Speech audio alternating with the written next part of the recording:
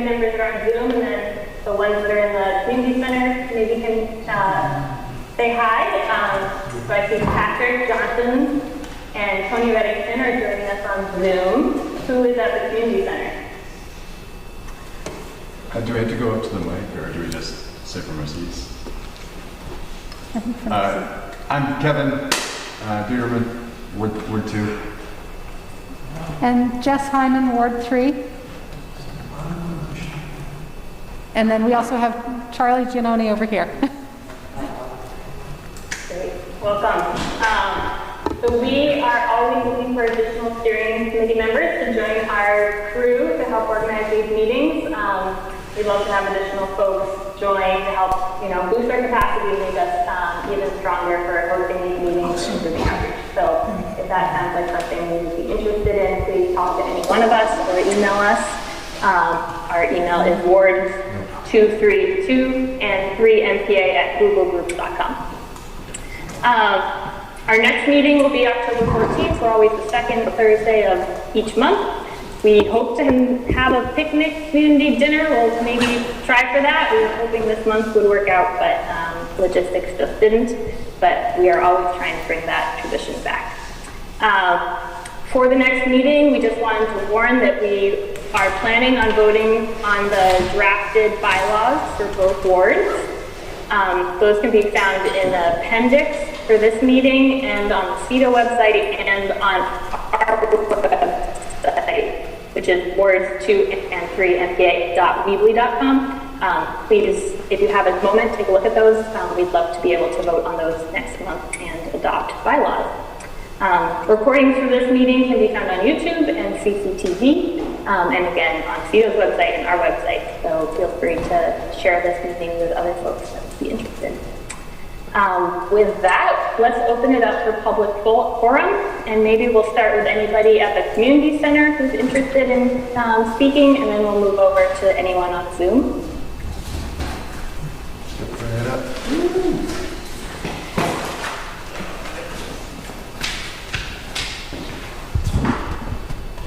Hey everybody, my name's Jacob, and I'm one of a bunch of volunteers that's working on a community build to make window inserts, insulating window inserts this November. So quick poll, who here has windows that are drafty or cold or old?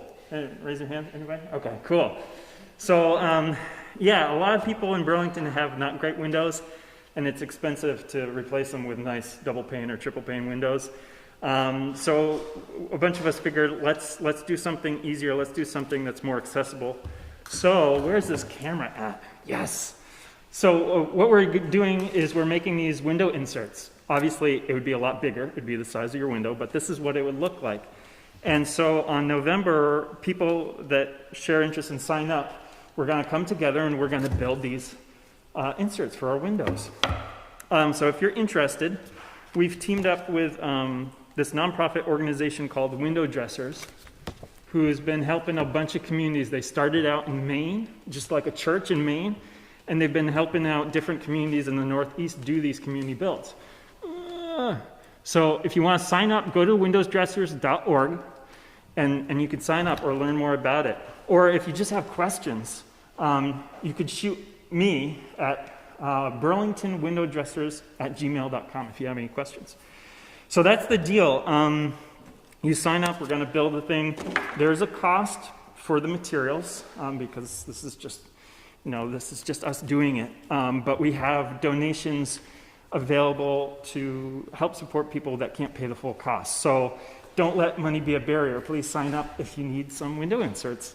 And if you want to help out, obviously whoever signs up, we want you to help out at the build, but definitely want you to help out spread the word. I've got pamphlets for the people here.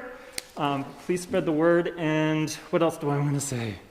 And yeah, I think that's about it. Okay, great. Thank you all. Anybody? Okay.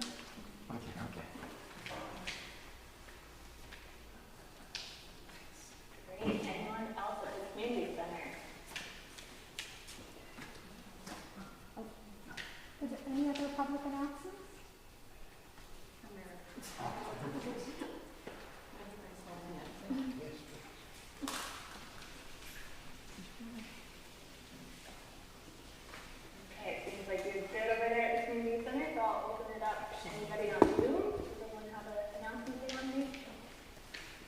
think I can jump in really quick. All right, thank you everyone. NPA meetings specifically. So I think a few months back, if not 2 or 3, time can get pretty advanced when you're focused on a project. I had the opportunity through the NPA Planning Association or the committee to amplify these community dinners through a grant.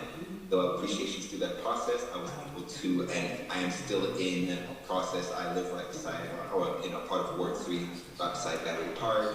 And one of the endeavors with this application, or letting everyone know about what's going on with the Neighborhood Planning Association community dinners coming up, also opened up an opportunity to hold space positively in Battery Park.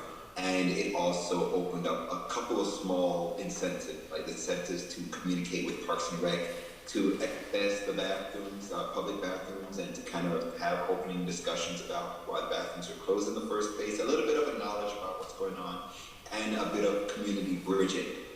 So a good report back to this, along with the fact that I did do a lot of documentation and just putting together that day. So I do have to follow up with that to kind of show you some visuals that I will present at a later meeting. But also it opened up the space to have positive engagement with other nonprofits. I do also amplify that. That engagement led to me also being in partnership with Parks and Rec for their preservations team. I am also this Sunday, if anyone's interested, at 311 North Avenue. There is a poetry walk exhibit that is open in honor of it's not a nursing home, it's a children's home. That was there originally in the past, I believe. I'm learning more about that here. That once was the Burlington College area that turned into. So there's a path that leads down there to the waterfront community garden, and that in that area we will have that poetry walk. So anyone who's interested, that's this Sunday. But this opportunity to amplify for the end meeting. That now I wanted that space, like let everyone know in the community what's going on, and also just to connect for those who are still in the park.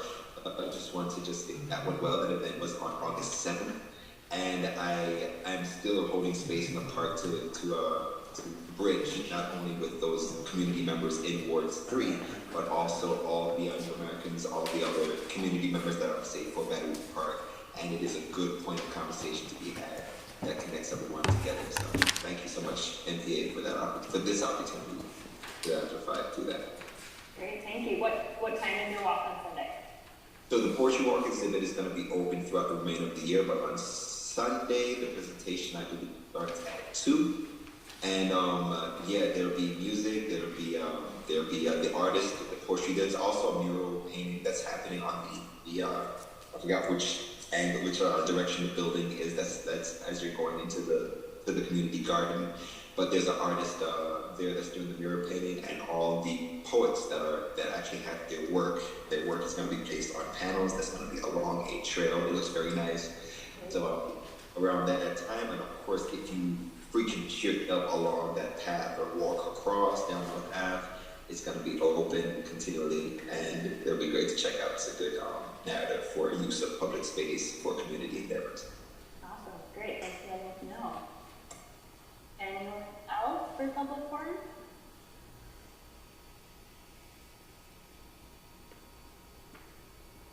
Okay, seeing none, I'll move forward in the agenda. We're going to talk about the ad hoc redistricting committee. First start off with some information, and then move forward with how to be involved. So Jeff, can you kick this one off? Sure. And just let's see. I'm not entirely sure where I should be. Charlie, should I be here by this microphone? Okay, perfect. Great, thank you. So it feels like I should be like at this height for some reason, but thank you. So the ad hoc. Move the chair? No, this is fine. I can see my computer this way. The ad hoc redistricting committee is a committee that was created by the city council in an effort to have a public and open, nonpartisan process to go along with potential redistricting in the city. And so The reason this is happening is, thank you. The reason this is happening is because with the 2020 census, it's likely showing population changes around the city. And when the population changes, that could affect how the census draws the boundaries of our wards. And because if there are more people, as the numbers grow in some areas and shrink in other areas, that might affect the representation on both at a state representative level, but also at a city council level. So in anticipation of the fact that there may be changes, we still don't really know, the city council has asked each ward in the city to select a candidate to serve on a committee that will be charged with collecting public input and making some recommendations about the redistricting. And I want to make it really clear that this is not actually drawing the maps of deciding where ward boundaries might change. This is the focus of the committee is more on gathering input about what community members feel is important. And this committee will be charged with holding a certain number of public hearings. I'm hoping Kirsten will talk more about the details about what the committee will be doing. So what we want to do today is provide a bit more information about this process. And so today we'll have Kirsten Wilson from CEDO talking about the process from the city side. And then Jeff Comstock is here from Ward 47. Thank you, Jeff, for joining us, who will talk about how other wards have been approaching this process. And then we also, Charlie G on our steering committee, will talk a little bit about the history of redistricting, what happened last time, some of the concerns that we have, and also some of the things that will be really important to consider for folks who are serving on that committee.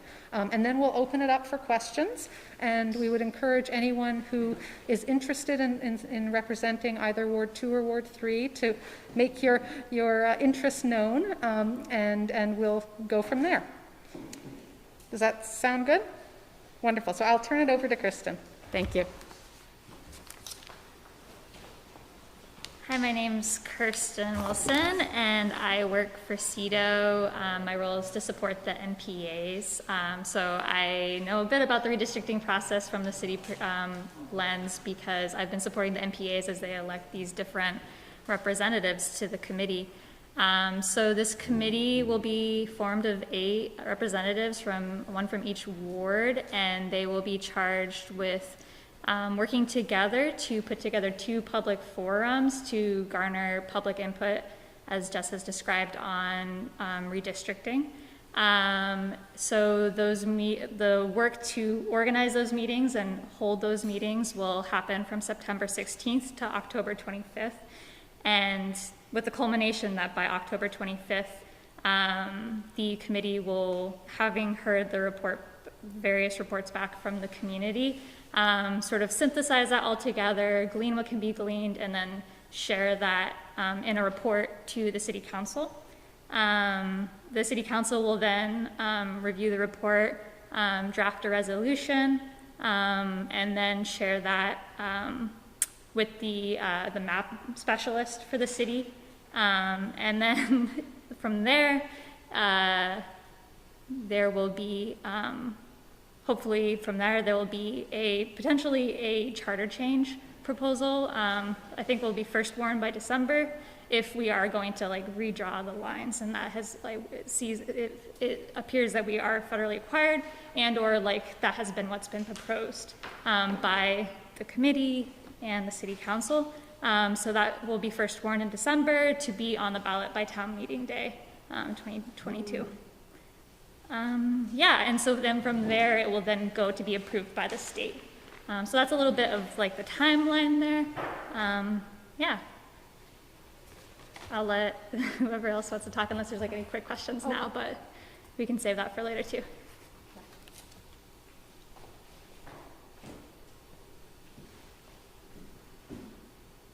And then, Thanks, Kristen.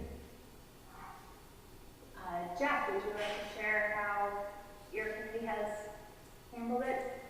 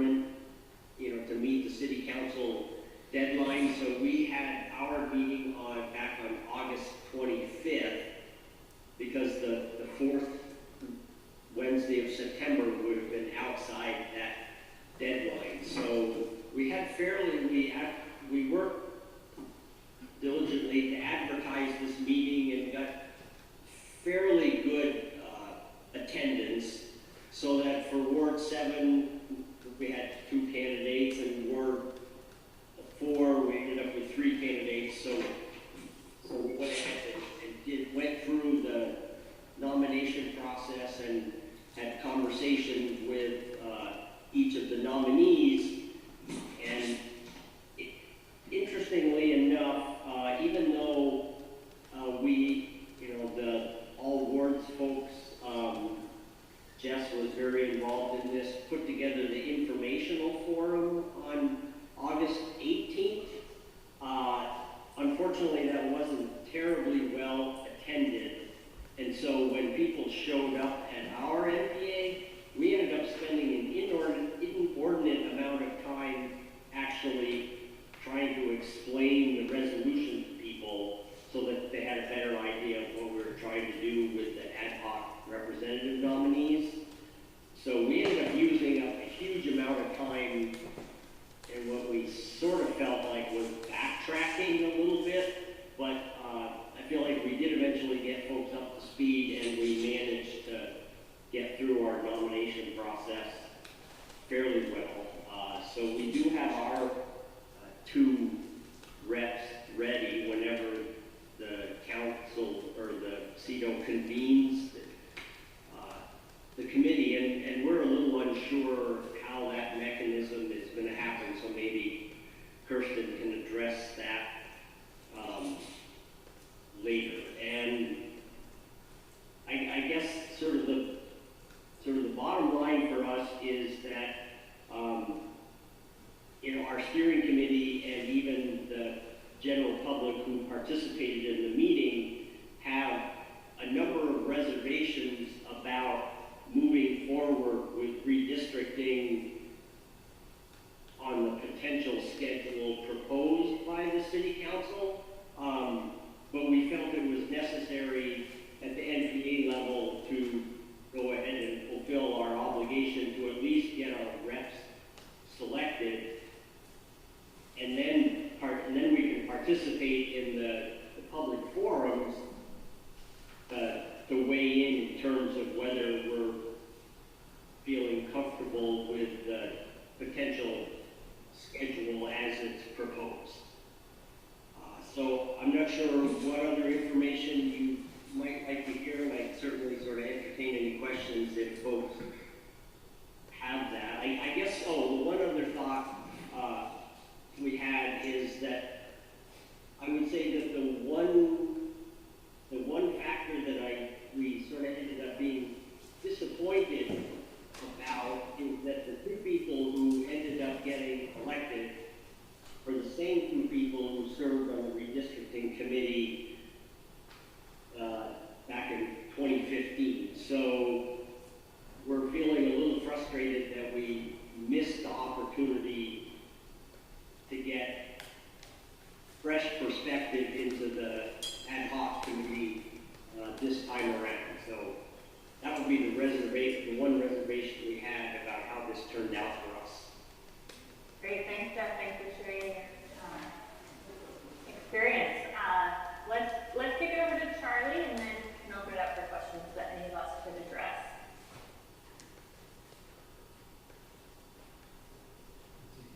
Charlie's setting up the camera for himself.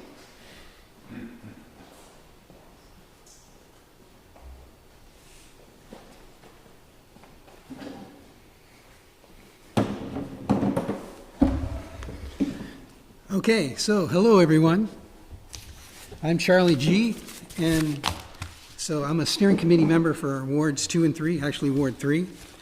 And so here I am to talk about this so-called plan by the City Council to try to do the entire redistricting process in record time in the history of Burlington. So typically what happens is, for instance, in 1971, so the data from the Census Bureau was delivered to the city by the 30th of March. So that's in the year 1971, okay, with a 1. So in the history of Burlington, redistricting has never been accomplished by March of 72. They've never attempted to do that. It would have been, technically it's legal to do that, and they have 9 months to get it on the ballot for March of 1972. But the city of Burlington has never done that. They always wait a year.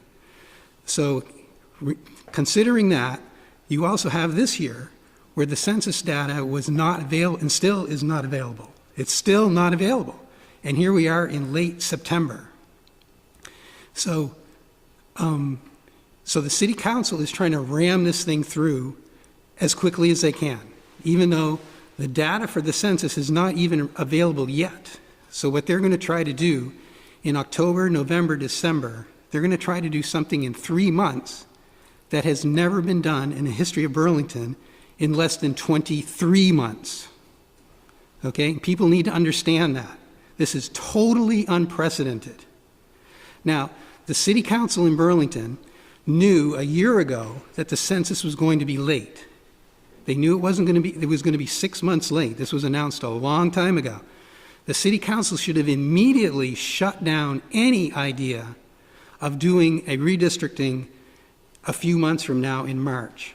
They should have even considered such a thing. That is an outrageous maneuver on their part.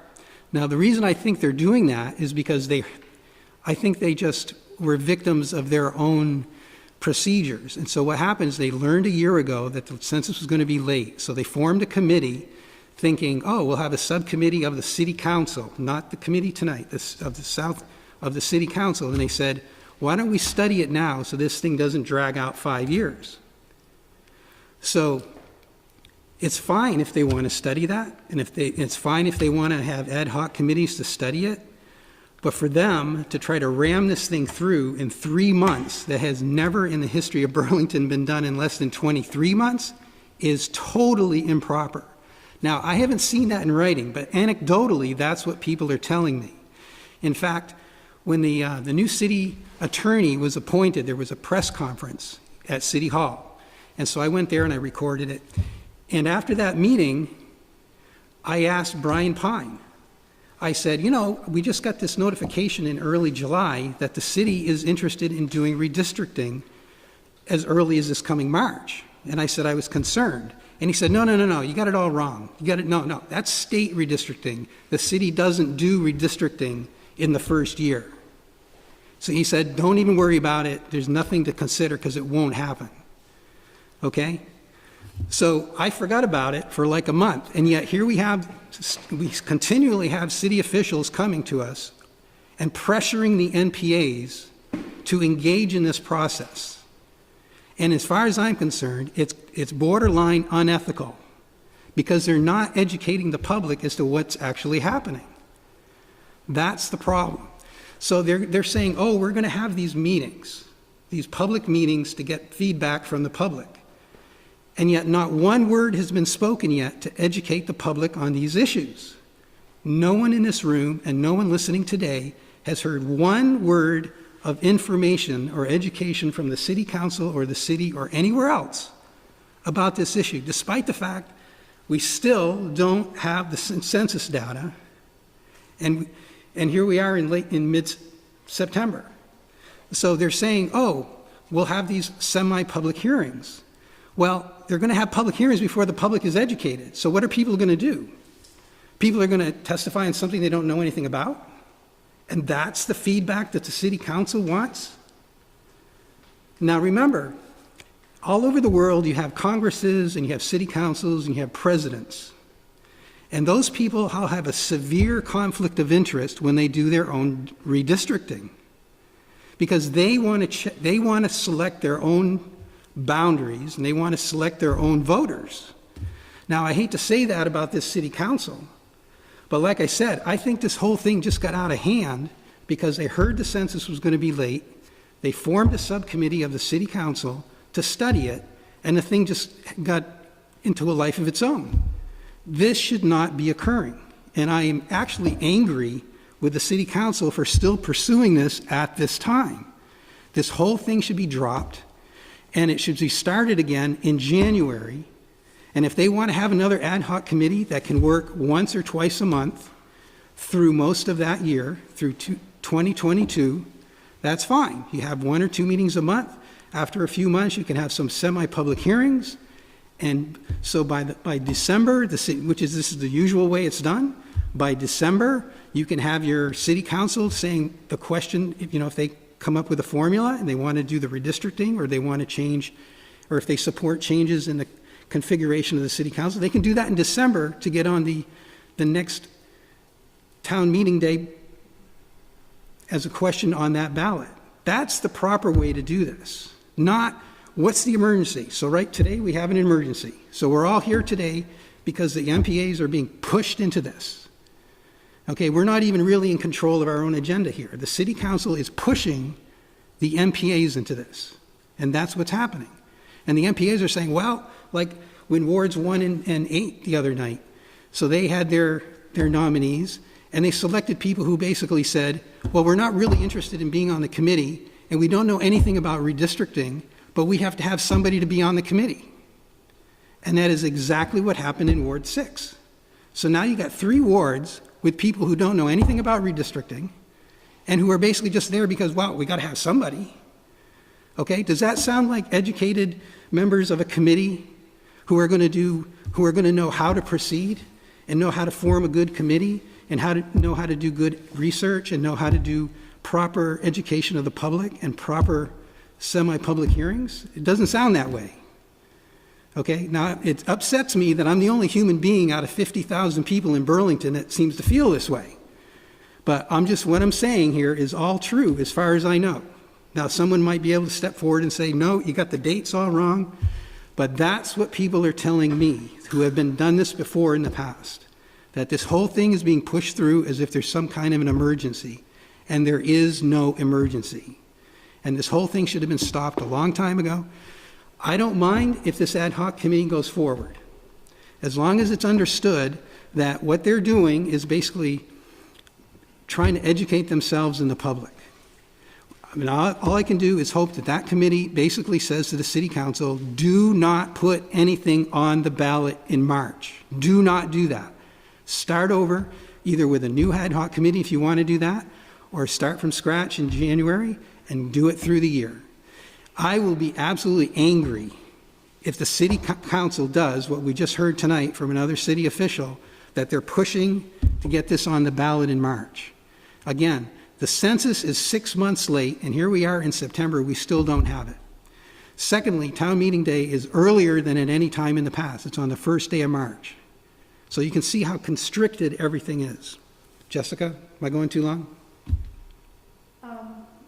No, but I'm pretty much done. Yeah, I could go into a lot of specifics about things, but basically that's all I had to say. Yeah, thank you, and I would love to open it up to more questions. Okay. But thank you so much, Charlie. And actually, could I start with the first question? Do you want me to sit here, or do you want me to take off? Stay there, sure. Okay. So my first question is actually in response to something you said, and it's a question for Kirsten. So if the ad hoc committee does exactly what Charlie recommends. Can you hear her? Can you hear okay? Luna, can you hear? Can you hear what she's saying? Okay. Okay. Yeah, so if the ad hoc committee does exactly what Charlie recommended, which is they meet, they gather, they do outreach, educate the public, gather public feedback about the process and about the public's feelings around the issues related to redistricting. And if the committee says, we've done some education, we've talked to a lot of people, we've gotten this feedback, we think it's too fast, we need to slow down this process. If that's what the committee says, and if that's the committee's recommendation to city council, will that recommendation be followed? So my understanding is that the committee could meet, talk to the public, get feedback on the process from the public, and they could go to city council and request an extension if it feels like the timeline's too rushed. I guess just maybe to add some additional notes from what we've talked about so far. I know that redistricting timeline has varied year to year, like, Charlie mentioned, like Brian alluding to, I think the last time it was done, it was after the legislative process on the state level. I don't know if there are any state, guidelines that it's supposed to be one after the other. I know that the state is operating on the same exact timeline as the city is right now, so they're also working on the March 2022 timeline. And I also know that the census data is going to be available readily soon, I think as soon as like the city council meeting. But I think what the intention was of the city council members who sponsored this resolution was to start to build the framework to garner public input. It's not so much to get community members together to talk about what the census data says, but rather to hear feedback on, do we like the way that the city council is structured right now? Do we like the number of city councilors that we have? Do we want districts anymore? Those types of items. Do we feel like lines so that this neighborhood is more intact? Or we think we should do away with the district model, or that sort of thing, So I think that that's why it feels a little cramped, but I think that the intent was to, let's have these conversations, and then we'll get to, the federal, requirements as they come. Does that help? That's very helpful. Yeah, thank you. How did the city arrive at the March 2022 deadline and the 5 weeks, I guess, for this ad hoc committee to work?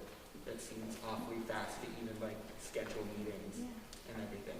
Yeah, I can't speak for what timeline was established by the city councilors who sponsored the resolution. I do think that the resolution was probably written without the understanding that most of the NPAs take the summer months off, so it feels especially cramped when we're talking about this now at the first NPA meeting back since the summer. So I can't speak for, but I think the thought was that in past, the last time we had this whole redistricting process, it felt like it got dragged on for so long. So having a really concrete schedule could help keep the process going. But I understand that having 2 public meetings in 5 weeks time is very tight. We'll have to do a lot of work to make sure that folks know about those meetings. Indeed. I mean, and they're all very important questions to address, right? The at-large model versus districts, and also kind of the overlay districts as they are now. I'm just afraid that the 5 weeks isn't going to be enough to engage enough people. Yeah, and so Jess's point is that, if the feedback is whoa, I just don't even know yet what to think about this, and that the committee members themselves think that this is just really rushed, they could go to city council and ask for an extension. And just to be clear, that the city council doesn't actually have to do any of this, right? They could just move forward without us. Not that they should, but. So I think that they're trying to make it a public decision and to kind of remove themselves. I know it's, often part of the conversation will be does incumbency matters when we redraw these lines, these legislative lines? Is it going to impact somebody who's already in office? So I think they're trying to, it's a very political process, but I think the intent was to have a separate committee be in charge and garnering public input on that so that they're not the ones making those decisions on whether they're affecting their own incumbency.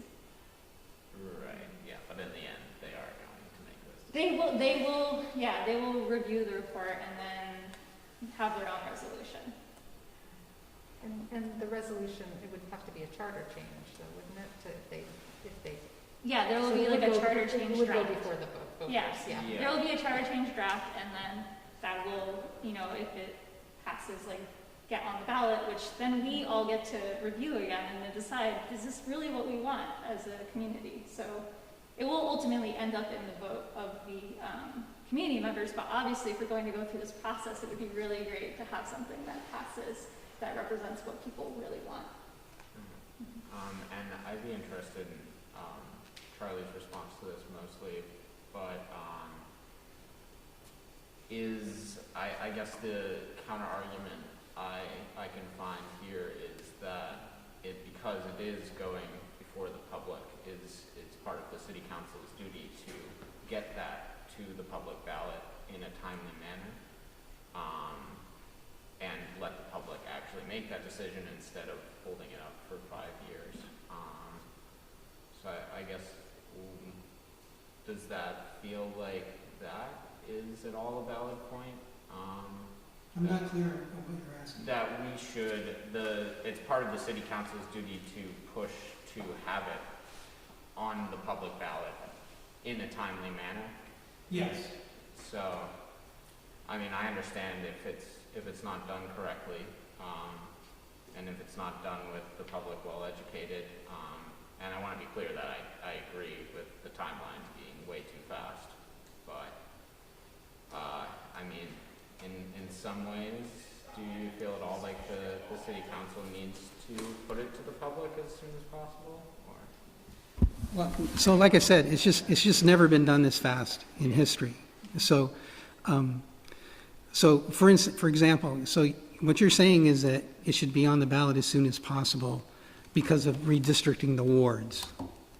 Okay, so, well, let me just make an observation. So, since Ward 7 was created decades ago, Ward 7 has been overrepresented on the city council. So every March or every year, there was always a deviation. The deviations are only done once, when the census comes in. But Ward 7 has always been overrepresented on the city council.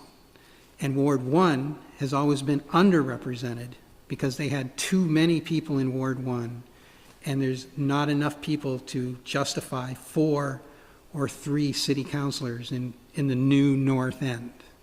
Okay, and that's actually where all the controversy started, because back about 10 years ago, the easiest solution, and this is going to be controversial, but the easiest solution to redistricting the wards at that time, there were 7 wards, 14 city councilors. The easiest thing to do, which caused all the controversy, was just take 1 city councilor out of the new North End and then redraw the lines between wards 4 and 7.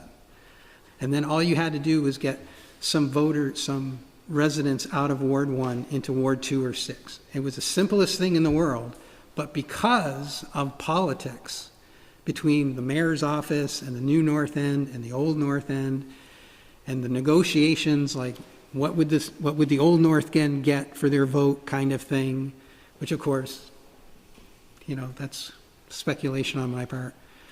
So you see, that's when the politics took over, and they ended up with this massive redrawing of like Ward 2, for instance. All the voters, all the residents from Pearl Street to Main Street in Ward 2, that was lopped off and put into the new gerrymandered Ward 6. So you had thousands of residents, not thousands, 1,000 or more residents were cut off from their ward and dropped into this new gerrymandered Ward 8. So I'll just make one last quick comment. So if someone was here from Australia or Nigeria studying our government, what would they see? The first thing they would see was this massive gerrymander called Ward 8 in Burlington. That's the first thing they would see. And they would say, what in the world is that all about? We're here to study the good aspects of your government. And that's the best example of gerrymandering in the entire state of Vermont, Ward 8 in Burlington. And then you do the second thing, and you would say, oh yeah, we're doing redistricting. And oh, by the way, we're doing it in 3 months instead of 23 months. And they would say, how is that a good example of good government? You see? So I'll just leave it at that. This gentleman here. Actually, the gentleman in back had his hand up first, if you don't mind. Hi, so you've convinced me that pushing through the process very quickly could be disastrous. And I also totally buy that politicians have a massive conflict of interest redistricting their own districts. What I guess I need more explanatory work on is 2 things. One, it seems to me like rushing the process benefits the status quo. And maybe that's the way that you're saying they have a conflict of interest, is that politicians that are invested in the status quo of districting can sort of pass through this census without making too many changes. And then secondly, what role exactly does taking people's feedback into account play in this whole process? I mean, it's all data and numbers, right? So where is the subjective element, and how does that play in to the decision-making process? And then one more thing, to kind of follow up on what you said earlier, 2020 was a particularly volatile year, and it seems like there are a lot of changes to demographics and other factors that affect redistricting going on in the next couple of years. To what extent does waiting longer further invalidate the results of this census in the redistricting process? And how do you weigh that against the desire to be cautious? I guess if that makes sense. Yes, well, actually, I think I should say first that we have a city council, and they're all hardworking people. They go to a lot of meetings, they put in a lot of time, they're overworked and they're underpaid. Okay, so that's the first thing. So I want to make that perfectly clear, that I know most of them personally, and half of them are friends of mine. So that's why this whole thing is so frustrating to me. But as far as, I think what you're saying is that there's a benefit for doing it quickly, and there's a benefit for doing it longer. And so how do you decide what to do? How do you decide? And it's true, people who are doing like voter suppression in Texas right now, they have a legal right to do it as fast or as slow as they want. And it's just up to the individual members of the city council how they want to do it. They can legally do whatever they want. I mean, we've been through this with Donald Trump doing things saying, technically he can do something, which everyone says is aghast. But technically he's allowed to do certain things when he was president. So did that answer your question? Can I follow up with like a hypothetical? Yes. So let's say the redistricting process takes like 2 or 3 years, and in that time, further changes have taken place, which would mean that when the redistricting occurs, it's based on data from 2020 that is, let's say, just as unrepresentative of the present as the data from 2016 or whenever the last redistricting took place was. Wouldn't that be kind of a problem? Like, because then you have this data from 2020, which maybe is a little bit screwy because it was a pandemic year and it's different from other years. So now we're deciding, 2 or 3 years down the line to use this data that is no longer reflective of reality versus the other data that's no longer reflective of reality, but was part of a longer deliberative process. That's kind of what I'm wondering is, at what point, how long is too long where we expect the demographic changes to be so significant that the benefit of going slow and taking our time is lost, and we end up with districts that are just as unrepresentative of the present as the ones that currently exist are? The easy answer is that you wouldn't know because you have to wait for the next census. Okay. Now, you can make a change anytime you want. The city council can apply for a charter change to change their eight wards they can do that anytime they want, in any year they want. But when it comes time to basically apportioning voters to a district, basically that is put into, there's a mandate to do that when the census comes out. They see that the deviations get to a certain point. But you see, it wouldn't come up year after year after year. It gets triggered by the census. Now, it can be done anytime. I think this gentleman here should basically ask the question.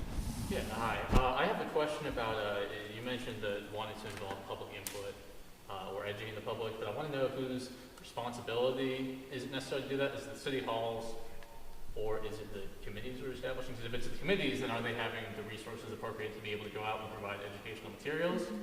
And on the issue of like a timeline, I mean, that's kind of subjective. It could happen in 3 days, just hey, we got computers, we can knock it out in like a meeting, or maybe like a year.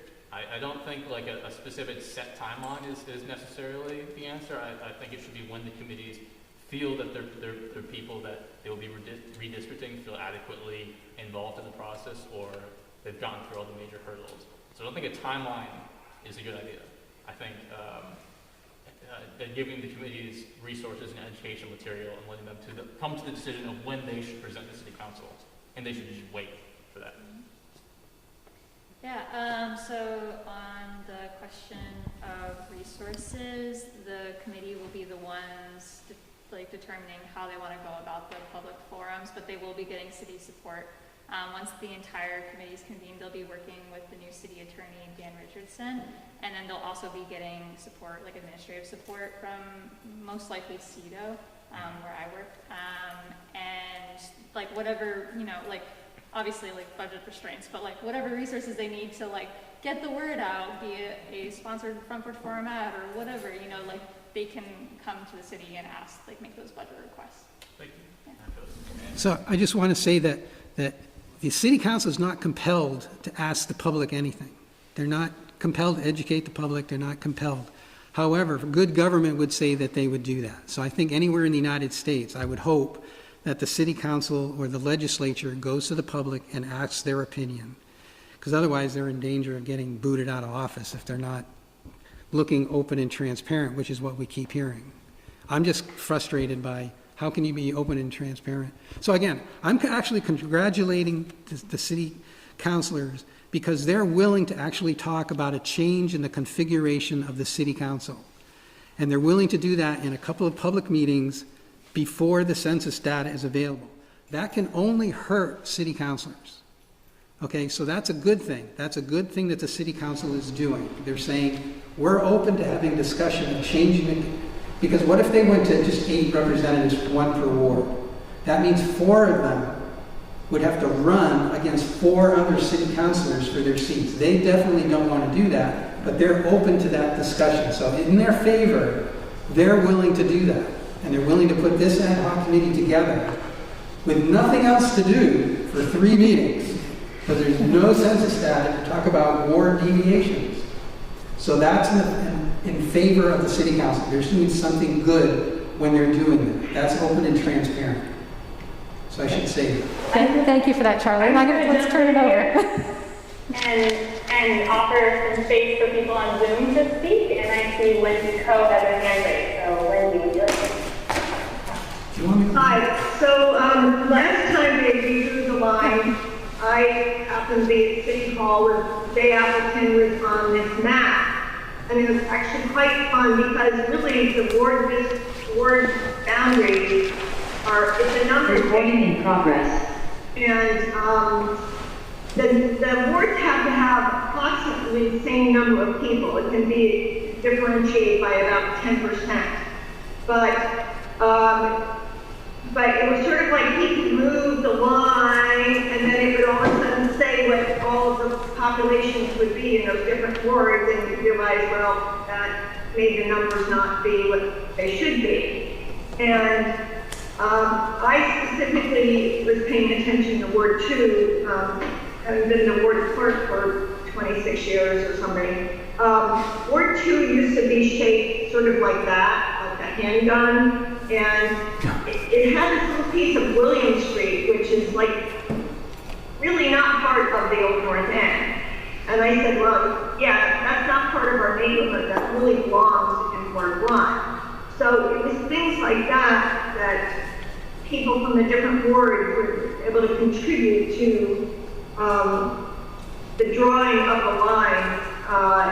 But for people to say they want this and that, but at some level it comes down to the number of voters, number of registered voters in each area. So the number of citizens. So it's not just because we want to be together. I mean, it has to do with the numbers. And obviously, Cambion Rise and that, I think it's Bayberry Commons in Ward 1, have made this big, huge influx of populations in those wards. I think, so that was one thing I wanted to say is that the numbers are count very much. The other thing is, having lived in Burlington for 50 years, this thing about the districts and the wards, and so that we have this person who's meant to bridge 2 wards.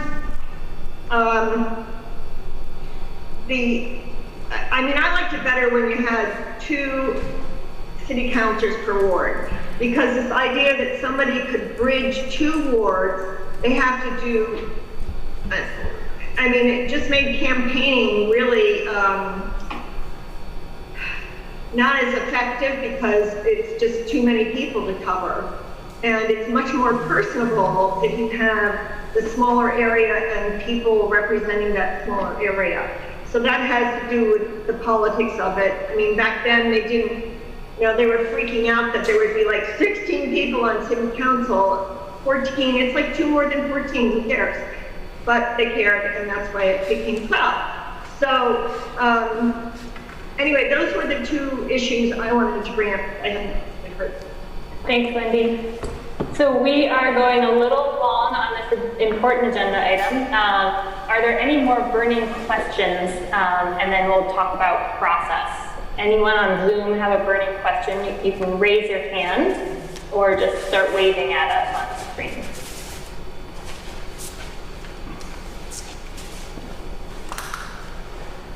Okay, I'm not seeing any more burning questions on Zoom. Are there more burning questions in the community center?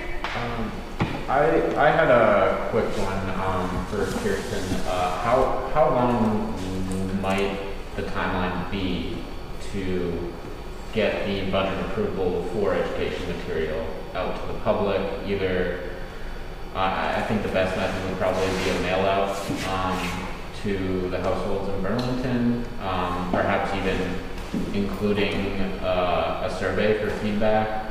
What would the timeline be like? Just to get a sense of. So your question is regarding like. If the ad hoc committee convenes on the 16th, they're expected to give a report by the 22nd, I believe, of October. 25th, yeah. 25th. Yeah, so if they want to do a mailer, because they're like, we need to get the word out to everyone, like that's totally something that they could propose. I would probably advocate. Yeah, I think so too. And right now the city's also working on their language access plan, so I think like language access is a huge thing for this process too, is making sure that folks who speak other languages other than English are able to understand the process and participate as well. So those are all things that like the committee will have to be thinking about and leaning on city resources to like fulfill. And do you have any idea what the timeline would be like to get that out to folks?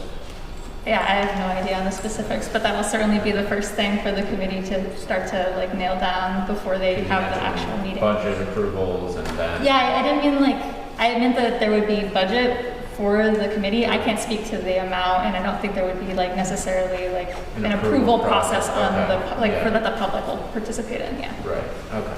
Let me just say that what I would like to see is that either someone from the city or in the public basically draws up something, a little bit of a history, and basically draws up something like, these are the other types of options that people should think about. And then send that out to the public and let the public think about that for a week or two. And then basically say to the public, what do you think and what are possible proposals coming from the public? And then you can share those with the public. So see, the whole thing takes a week to do this, to send it out, a week to get it back, a week then to send it back out to the public in general. So it takes like a month, basically, just to educate the public on what the past has been like and what the potential is for a change of something different. So everything just takes, a week or two to do it. So I just think, in my personal opinion, there's not enough time to do a good job of it. Thank you. Great, I'm going to jump in here. Thanks for a rich discussion, and there's a lot to talk about, of course. But I'm going to make a proposal on process so that we can move forward. Obviously, we're working on a really tight timeline, and that's less than ideal. But what the steering committee was thinking was that we didn't want to ask people to learn about this committee and make a snap decision on whether they could volunteer to serve or not, and then vote tonight. That seemed like a rush timeline on top of a rush timeline. So our thought and our proposal is to let people think about whether this is a volunteer job that you're willing to engage in, and email us at the steering committee just a statement of interest saying, why you're interested and what background you have to offer the committee. And then so email us by Monday, the 13th, and then we will host a hybrid meeting next week, likely on Monday, but that's to be determined, where we will vote as an NPA on those candidates. And it'll be, an evening 6:30 meeting, but obviously it will be challenging for people's schedules to attend since it's not a regular NPA meeting. So these email statements will hopefully make it accessible for people who won't be able to attend that meeting to still be considered for this committee. And then we will vote as an NPA next week and have nominees to offer to the city by the deadline next Thursday. So could we let's open it up for discussion and tweaks to that proposal of process moving forward. So he's in Ward 3. He'd like to make a statement. Any discussion at the community center? Yeah. Hey, did you say next Monday would be the voting? Yes, we're going to finalize the date and time of the voting email, and we'll warrant that on Facebook and on CEDO's website and our website so that you're informed. We haven't nailed that down yet. I think that next Monday is also a city council meeting. So maybe if there's a way to vote by email or do it a different day, that might be a good idea. Yeah. Molly, we also have, so one of the people who would like to nominate himself is here today and not available on Monday, and he wanted to be able to make a statement because he has some thoughts he wants to share tonight. So I'd like to add too, so Molly's proposal is to have the vote on Monday, and we're discussing that now. An alternate proposal would be to have the vote now, which we felt a little rushed, but I just wanted to call to the attention that there is someone who wants to make a statement in the room here, but Molly, please continue the discussion about your proposal. Yeah, how about we nail down the process and then we'll take statements if people want to make them tonight. Yeah. Okay. How many people are on this call right now? Like total?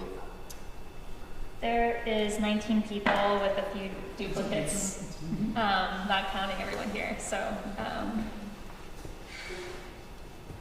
probably I'm guessing 35 people, roughly. It's pretty solid, Sean. I don't know. I'd be especially with the city council meeting happening and a note on the idea to have it as email voting. It has to be roll call. So it would have to be like a dedicated NPA special meeting. Unfortunately, that would be ideal. But yeah, I mean, I think we have a solid chunk tonight. I know it is rushed, but the whole thing is rushed. Might as well keep with the theme. It's my take. But I don't know. It's up to y'all. Just throwing that out there. Yeah. Does anyone else have a question or comment related to the process? And there will be time for a candidate statement after that. But do you have a comment related to the process? Kind of confused on the process because I saw in the email that went out that there's a deadline on the 13th, but then I'm like, well, wait, the meeting's on the 9th and the NPA as a whole is supposed to do it. So what was the process? And for the gentleman's concern over here about the city council meeting, I think an online forum, I'm going to be out of town on Monday, but I could certainly attend an online meeting if that was the way to do it. But if there's a conflict with the city council meeting, that's going to possibly depress turnout. Would there be another day like Tuesday or Wednesday that could happen? Because it sounds like there's a hard deadline that this needs to be done. Or maybe, what about next Thursday? That's the deadline. I don't know if it's 5 p.m. or midnight or what it is, but. Kirsten, what do you think? Yeah, that's totally, I think as long as y'all meet the deadline, you can find an evening time. I unfortunately am participating in the Ward 5 NPA Thursday evening, so I won't be able to support the process, but definitely hybrid, it would be a hybrid meeting for sure. I mean, I would second concerns about participation next week, but also it only seems fair that if people were told they had until, is that the 14th? The 13th is what we said. To be nominated, then that is also something that should be done. Both are. Is there Kirsten, if you're not available, would there be other CEDO support for having a meeting on Thursday? I'm not confident on that. There's a lot of, with the reorganization of CEDO, we're in the process of hiring new folks for the opportunity engagement subdivision, so I can't speak on staffing there. But I could definitely do Tuesday if that's of interest. But you guys can also, yeah.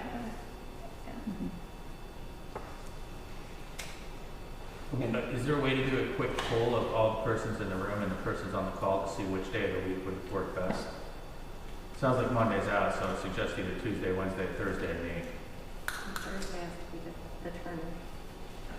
Is the deadline like midnight on Thursday, or is it 5 p.m. on Thursday? I don't know. I think it's just by Thursday, and if there desperately need to be an extension to like Friday, that would also probably be. Maybe what we could do is approach the counselors and ask them to maybe pass an extension at the Monday night meeting to help, give the process a little more time. No guarantee to the outcome. Yeah, and it would be nice to have a decision tonight at this meeting about what the next step is so that we can make sure people are informed and know. But to the issue, I'm not sure how the process is going to play out, but some of the comments that I had, part of my prep for coming here tonight, I actually went through and read all of the previous online documents of one process before. And as I understand it, the committee put together a number of different recommendations that were forwarded to the city council, and then ultimately at the end, the city council went ahead and did its own thing, and none of the recommendations from the committee were actually honored. And I think that kind of leads credence to Charlie's point that, anytime you have a legislative body drawing the lines, there's always that potential that there's going to be, some questions about the process. So I think that having an independent process is key, and it sounds like there's very widespread support, not just among people in the room and on the call, but at the other MPs as well, that this is being pushed in a very quick manner. So from my perspective, there's no guarantee, even if there is a committee and there is a lot of public input, there's no guarantee that the ultimate resolution that will direct the mapping specialist will actually take into consideration what the recommendations of the ad hoc committee, and that's a concern as well.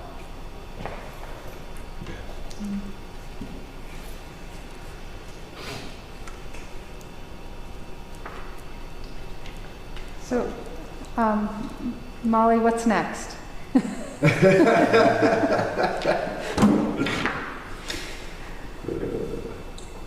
Well, it sounds like folks are generally supportive of holding a special meeting next week to vote on nominees, and it sounds like we should aim for at least not for Monday. I would say we should move forward with having the steering committee set a date and time for that special meeting, and we'll warn it via Front Porch Forum and our website. Mm-hmm. How do folks here in this room feel about that? What was the proposed date coming up? That the steering committee will decide on a date next week that won't be Monday, and we'll warn it through our website, Front Porch Forum, social media, through CEDO, to make sure as many people as possible know about it. Does that get a thumbs up from the in the room? Yeah, okay with that. Yeah. Any thumbs downs? No? Okay, how does it look on Zoom, Molly? Yeah, anyone on Zoom want to give me a thumbs up or a thumbs down? I'm getting a few thumbs up. Okay, we'll move forward with that plan. So again, please email the steering committee with a statement of interest if you'd like to be considered. Our email is wards2and3npa@googlegroups.com. And that's with the number 2 and the number 3, but the rest spelled out. Our email is also listed on the website if you need to check that out. So please email us your statement of interest by Monday, and we'll warn the hybrid meeting as soon as possible and multiple times so that people know about it and can come. Great. Thanks, everybody. We will move on to the next agenda item then, which is the City of Burlington's capital plan. We have Martha Keenan with us on Zoom, I believe. I saw her. Yeah, so Martha, sorry we are running so late, but thank you for bearing with us. if you're able to give your presentation, we welcome it. Very much. I wanted to share my screen, and I'm not sure that I am able to do that. Martha, you are. Oh, you need to promote yourself to panelist. Can you accept that? There.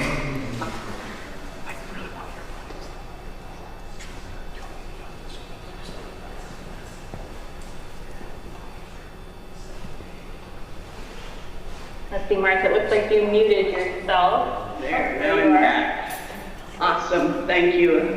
I am technologically challenged after all this time of doing this. I still am learning. So thank you very much for having me here tonight.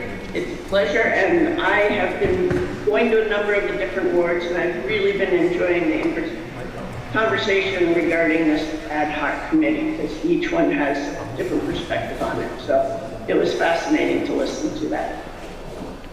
I'm going to share my screen and talk to you about the city's capital plan. Can you see my slideshow at this point? Yes, we can. Awesome, I did it right.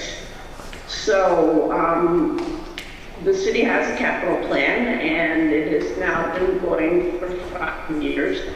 I'm going to talk tonight about what have we accomplished, what have we learned, and what are our next steps. I'm going to start with a little bit of the history of the capital plan. Is that in March of 2014, the mayor stated that he would present the coming year the first capital plan for the city. And following year in April, there were many drafts of the capital plan, but it was in September of 2016 that the Board of Finance and City Council actually approved the capital plan, and also a special issuance of bonds, which went to the voters in November of 2016 and had really great response. We had 78% voted for this issuance of bonds for the city's sustainable infrastructure of $27.5 million. And we have now finished our first 5 years, and it's the next step that we are going on to. Over the first 5 years, we worked with all the departments, the public, the city council, to reinvest in the city's infrastructure. And that work touched all aspects of the city. We reinvigorated the greenway, the bike path, improved sidewalks and roads, renovated many of the buildings, and all of our projects have considered the impact on the city's net zero energy goal as we moved along. What have we accomplished? We improved over 14 miles of sidewalks. Prior to this bonding, we were working on about 1 mile of sidewalks per year. Now we're doing 3 miles of sidewalks a year. We doubled our investment in our streets from $1 million to $2 million. Even that is a struggle with the new freeze-thaw seasons that we've been having. It has made that difficult. There is a street capital tax that residents pay that goes towards it. It's still not sufficient to be able to do the paving we need to keep the potholes at bay. We rehabilitated 7 miles of the bike path, about 90%. We created a new facilities building in Ledge Park that now houses the grounds and trees maintenance teams. And at the same time, we installed some gas and diesel pumps there. What this is a great efficiency for the workers within the city. Is that previously, if someone was out snow plowing and they were in the north end, and they got oil and gas, they would have to drive all the way back to 645 Pine in order to gas up and then go back out to their route. By having these pumps out at Leddy Park, they can go there, fill up, and keep going on their route in a much faster manner. The fire department can fill up there, and therefore they don't leave their district or the station that they respond out of, meaning they're down less time. And the police department can go there rather than 645 Pine. So it improved efficiencies and has helped us save on fuel all the way around. We improved a number of the city buildings with their envelope by putting in insulation, new roofs, new HVAC systems. All of it created more energy efficiency and reduced overall operating costs. We have been improving our IT infrastructure, and prior to this also, we were spending about $125,000 a year. And we learned through the pandemic that it was not sufficient by a long shot. And so this need has only increased magnificently, I can't say the word, but exponentially would be a better way. And we need to continue that investment. We did electronic door systems and replaced the city video security systems. In the past, all of the city video was in each building, and so one person sort of managed it there. Now it's all tied to the dispatch system in the police department. So if there's an incident anywhere in the city, the dispatcher can pull up the camera that relates to it, and they can help the person responding by telling them what's going on so that they can walk into a situation better prepared and create a better result from the end of the incident. We have created 3 different committees. First, we created a capital committee, which is made up of the department heads who deal in the most capital. So CEDO, Public Works, and Parks, as well as the Clerk Treasurer's Office and the administration. And this provided an equitable base for which projects could be looked at, prioritized, and strategized around. We also created a fleet committee. Again, previously, each department bought their own fleet vehicles, and that was highly inefficient. Now, all brought under one head. It's all done in one place. They have a year-long process to figure out what vehicles. We have moved towards hybrid and electric vehicles wherever we can, look at electric charging infrastructure that's needed, and it allowed us to strategize on our financial strategy of how to move forward with that, whether it be a master lease or bonding. And the longer items, longer life items go within this bonding fire trucks.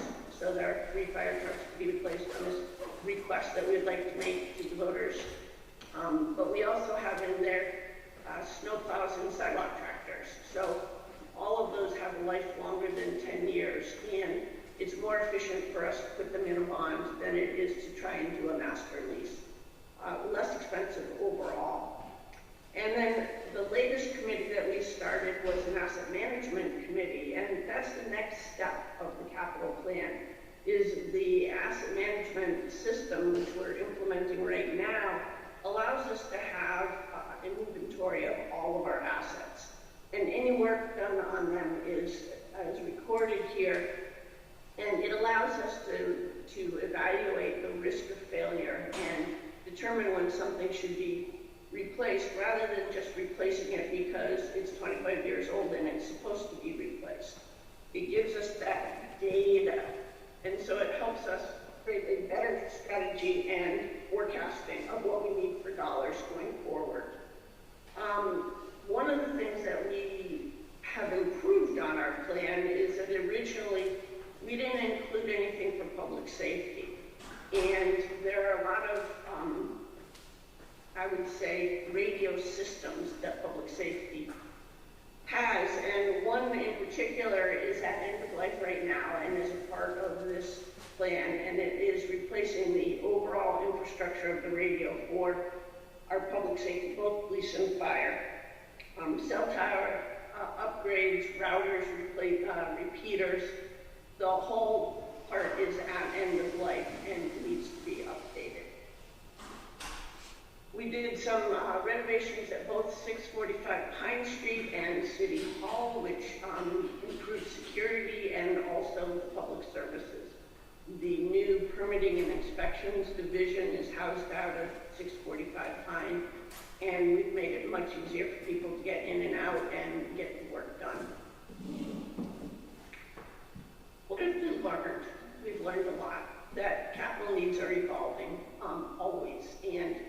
that although a capital plan is a photo of a picture in time of what we need that day, it changes every day. We had a huge storm last night. Last night, we got almost 1.5 inches at my house. I'm not sure what Burlington got. I'm just a little bit south, but with that, you know, roofs have trouble, flooding occurs, potholes occur, and that's a new project that goes into the capital plan. We didn't have a complete understanding of what our assets were or are, and that is part of it is the public safety part. We also didn't list our bridges, and the city has a lot of bridges. And so we continue to learn about more assets that we have, and we can get a more complete picture and try and create one large strategy so that we look at everything at once. We unfortunately have decades of deferred maintenance to catch up on, and it's going to take us decades to catch up on it and get somewhere. The capital plan is not a one-time deal. It is a lifelong commitment or a historical commitment to taking care of the city's infrastructure. And it's going to take us a long time to get where we can be really proactive rather than reactive. We've made a good start on it, but we aren't there yet.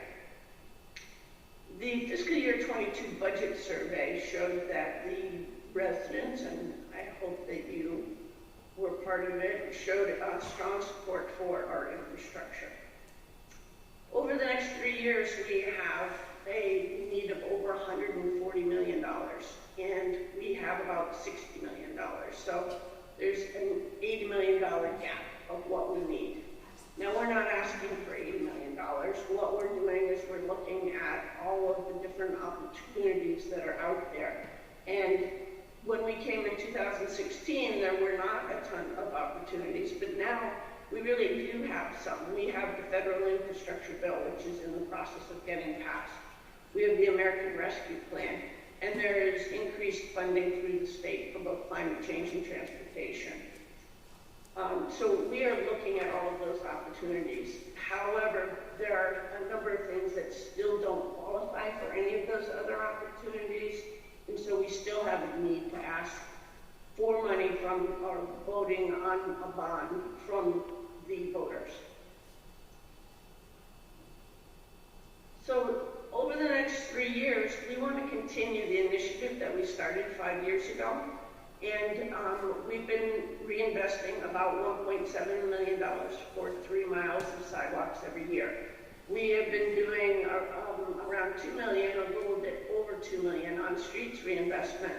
About $700,000 of that has been from the bond money, and the other is covered by the street capital annual tax that's out there.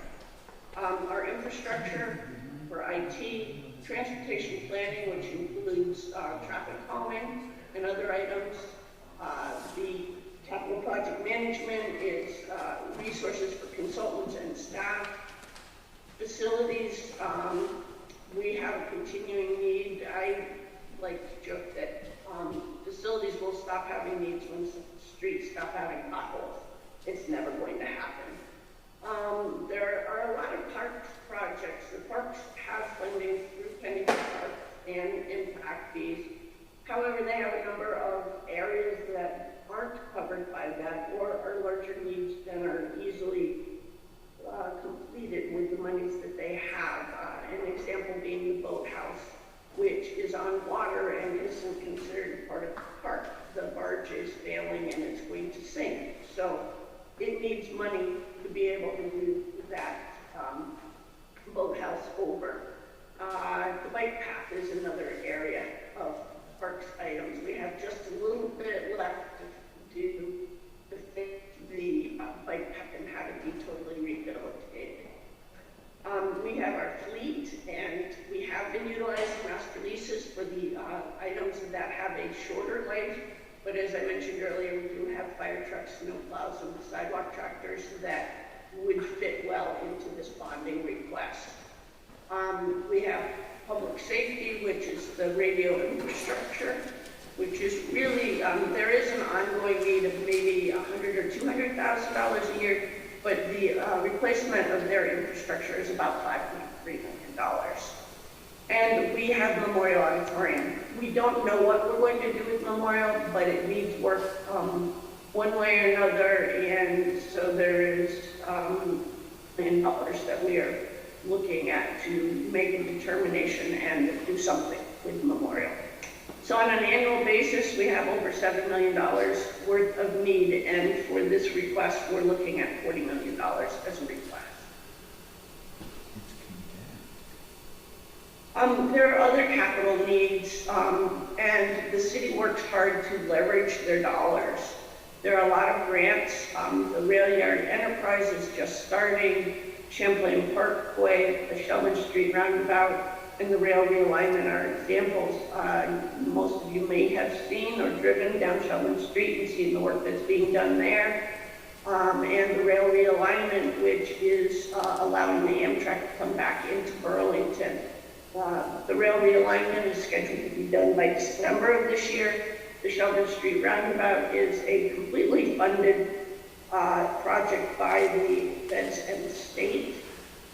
These 4 projects together are more than $60 million worth of projects, and the city's investment in them is around $6 million. So we're really leveraging our dollars wherever we possibly can to get a greater reinvestment into the city. To make our decisions, we're looking at the comprehensive plans that have been done, the Bike Ped Master Plan, the Parks Master Plan, scoping and corridor studies. We also have a number of departments that have done some really good work on some larger revisioning projects.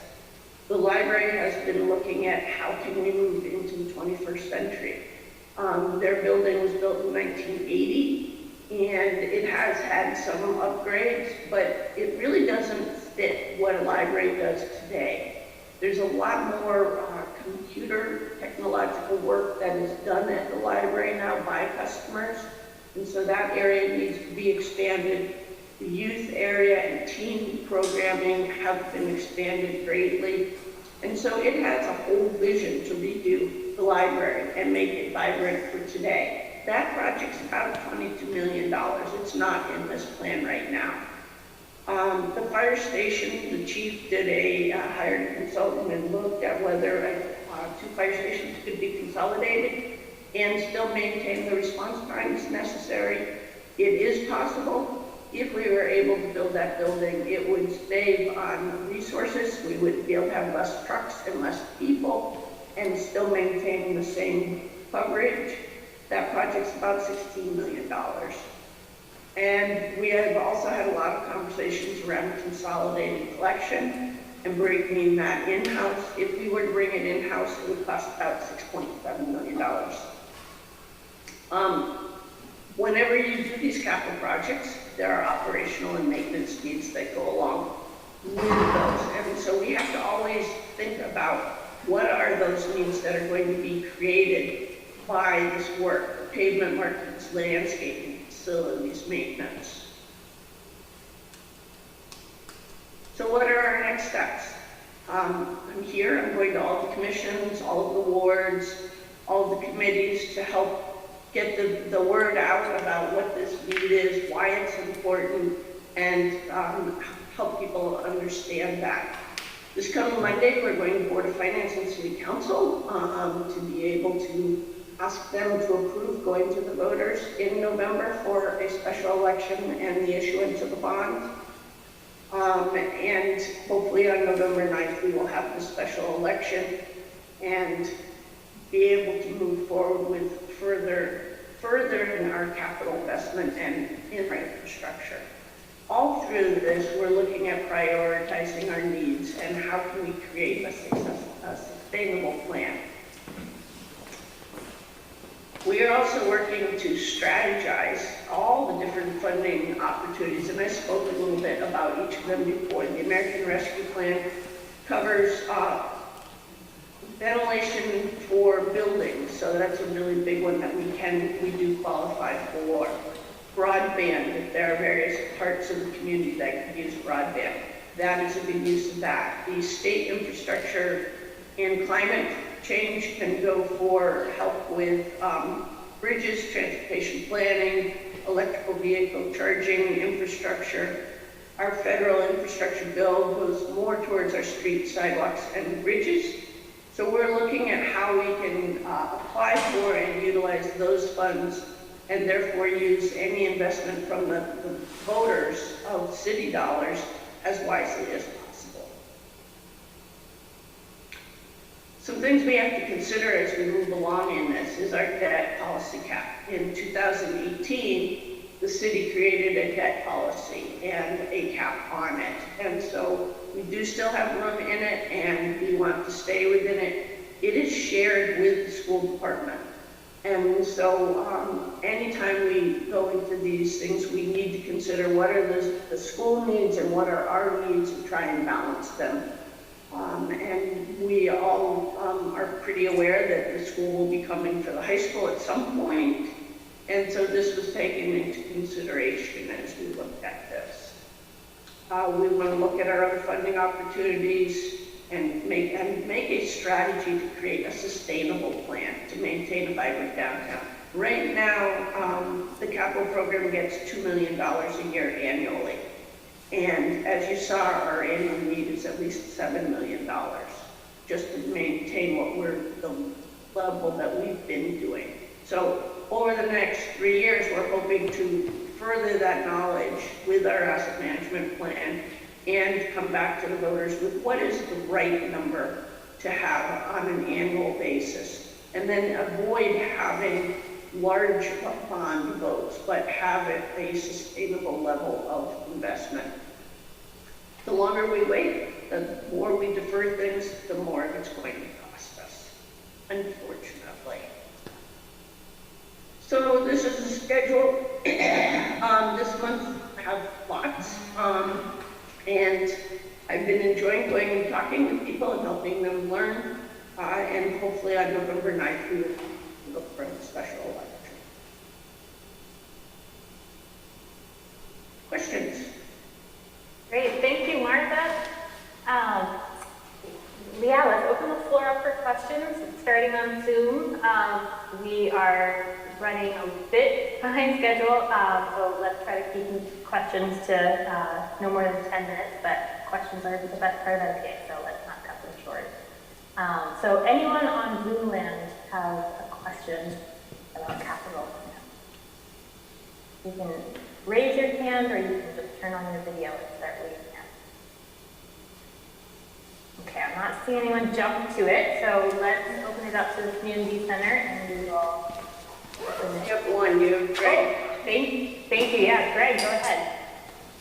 I have more of a comment than a question. I just wanted to say that I'm really supportive of the idea of addressing deferred maintenance, investing in our sidewalks and street repairs, bike path, parks, all of these things.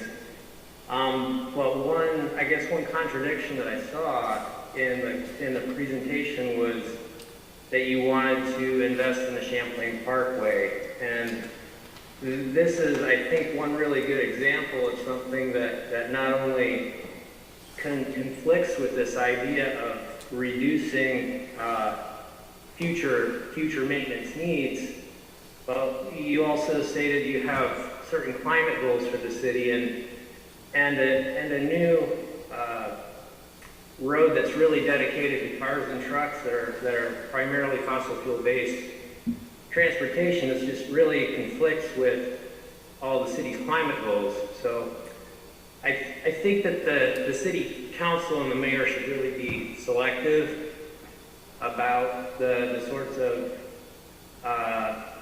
capital projects that they invest in. Even if it's primarily federally funded, we're going to be on the hook decades to come to maintain that.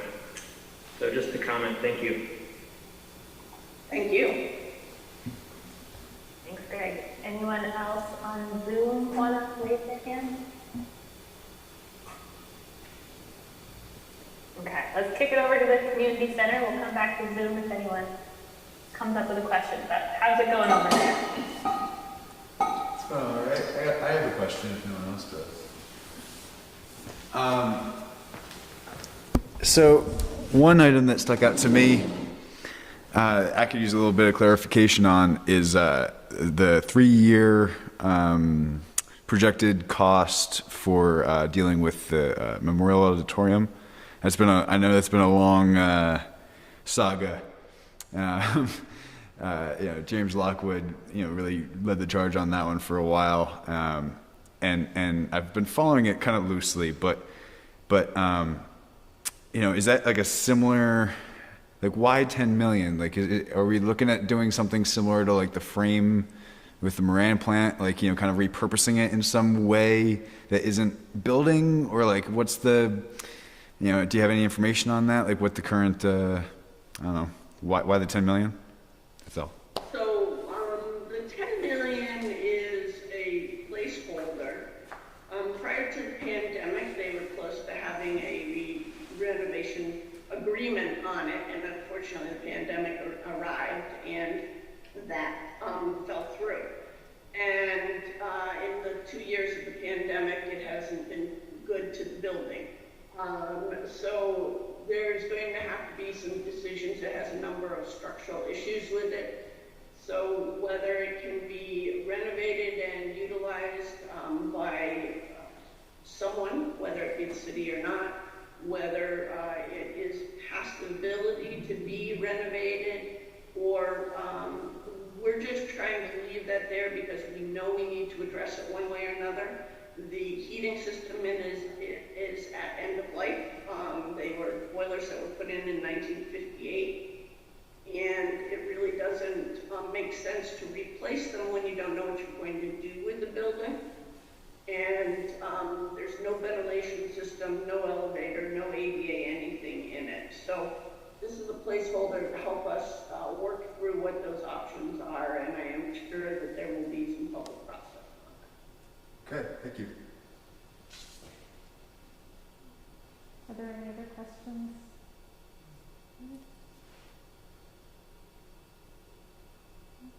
Molly, we don't have any other questions in the room here. Great. Any other questions on Zoom? I don't see any, but I'll give you another 5 seconds to raise your hands. Okay, I think with that, we'll say thank you so much for coming in and spending the time. Sorry we're a bit behind schedule, Martha, but we appreciate your presentation. Thank you for the opportunity. Have a great night. Thanks, Martha. Thank you. Awesome. Great. Our next agenda item is ISGOOD, presented by Brian Isham. So welcome. I'm sorry we're behind schedule, but please go ahead if you wanted 10 minutes for this one. What was the last thing you said? I think you were planning 10 minutes for this presentation. Yes. So I'll begin. So hi everyone. I'm here tonight to present a proposal regarding public safety, health, equity, quality of life that I developed through my work with ISGOOD. So I'm going to share screen now. So can you confirm that you see this slideshow? That looks great. Okay. So I'm here tonight to present to you the Neighborhood Outreach Worker, also known as NOW, program pilot project. This is a draft proposal for this NPA. It's going to be developed further as we gather more input from neighbors. It's presented by me, Brian Chena. I'm a resident of the Old North End. I'm a social worker, an activist, community organizer, a performance artist, and I also serve as a state representative. But I'm here tonight really as a neighbor. So this proposal was inspired by my work with Isham Street gardening and other optimistic doings. And let's begin. And I'm going to ask that all questions or interruptions be held to the end so that I can get through this in an efficient manner. Thank you. So the Neighborhood Outreach Worker NOW program would be a community development program grounded in transformative justice that will cultivate public safety by building relationships, improving access to social, healthcare, and economic resources, and growing community competency to manage quality of life issues. And it's inspired by the lessons learned through the work of ISGOOD. And these are some pictures of people who have worked with ISGOOD over the years that you'll see featured as we go along. So ISGOOD, Isham Street Gardening and Other Optimistic Doings, is a mutual aid and community building project that has transformed Isham Street over the past 12 years or so from being one of the worst streets in Burlington to being a model for how neighbors can improve their quality of life. So you can see here some of our neighbors and staff from Oscar, and you can also see the mayor and heads of city departments who came to visit us many years ago as we were beginning our work. So through community organizing around gardening and good deeds, we improved the physical and social environments of Isham Street, and crime rates dropped significantly when compared to surrounding streets. In 2014, the Burlington Police Department and ISGOOD applied for a grant together that would, quote, bring the knowledge and skills developed through the ISGOOD program to other neighborhoods struggling with quality of life issues. And you can see here that it says Burlington Police Lieutenant Jay Lawson and his officers, whose jurisdiction includes Isham Street and the surrounding area, noted a dramatic difference in the look and feel of the street since ISGOOD was formed. They reported less blight and disruptive behavior and more evidence of good property maintenance. The improved feel of Isham Street is backed up by a reduction in noise violations, burglaries, and vandalism on the street, all of which remain the same on neighboring streets with no community organizations. And I can provide a copy of this grant to anyone who wants to read it in its entirety. It's from 2014. So our community police partnership did not receive funding for that grant, though. But the City of Burlington's Community Economic Development Office, CEDO, and the Office of Student and Community Relations, OSCAR, at the University of Vermont, they continue to provide financial and human resources to support the positive impact of ISGOOD on our city. So you can see here, these are some pictures from during the pandemic of things we did. Through the pandemic, OSCAR and ISGOOD, with support from CEDO, continued to bring neighbors together to improve quality of life and to promote public safety as we face tremendous loss and trauma as a community. 11 neighbors passed away in Burlington Health and Rehab early on in the pandemic. We made the signs for their families and the staff and the people who were basically trapped there, quarantined there. And that was I think that was like late March or early April 2020. And then the next picture, you can see some of the characters from the Old North End you might recognize doing sort of a roving band for people to be socially distanced, and that was this spring. So it's a year apart, these pictures. As we continue to bring neighbors together, I listen to people, and I've been reflecting on the successes, failures, strengths, and challenges across our neighborhoods. And I imagined a possible alternative way to meet people's needs based on my experiences as a street outreach worker and as a crisis clinician, and it would be the Neighborhood Outreach Worker Program. The Neighborhood Outreach Worker Program would provide peer outreach and support services by training and paying teams of neighbors, one student and one resident who is not currently in school, to serve as peacekeepers and guardians of the public good. The NOW program would help the neighborhood address quality of life issues such as noise disturbances, parties, when they get out of control, because we like parties, disorderly conduct, fighting, fireworks, we don't like them, and now I can't tell if it's gunshots or fireworks, fires, littering, or vandalism, I should say. The duties of the neighborhood outreach workers, now teens, would be to walk the streets and attend community events regularly to get to know neighbors before problems rise, to encourage the prevention of harm. They would provide an unarmed first response to quality of life complaints made to 911 or made directly to the NOW teams. They would facilitate access to emergency medical services when needed. They would follow up after incidents to connect people with other social, health care, and economic resources in the community that can address any underlying problems and unmet needs. They can teach relationship skills to neighbors to build our collective competency for dealing with quality of life issues, and they would provide support with practicing those skills. And they would design interventions with the community that empower people and that do not use violence or coercion. And they would do this with professional support through supervision with a social worker who would direct the program. That would be the full-time work. So how would we hold this program accountable to the community? We hear a lot about, in public safety, community control or accountability. I'm proposing that we embed this program in CEDO, and that the program engages the community in an initial assessment of needs and strengths. Then create a plan with the community for training the workers so that they can train the community in the needed skills to improve our community competency for managing quality of life issues. And this might include training such as de-escalation, conflict resolution, harm reduction, cultural humility, psychological first aid, restorative practices. I'm curious to see what people think we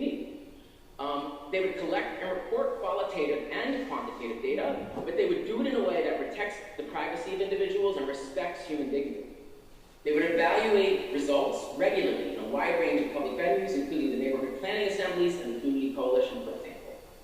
They would facilitate the design of interventions with the community grounded in transformative justice, and they would meet with other social, economic, healthcare, and emergency services monthly to review the data, coordinate resources, and improve performance of the entire system of care.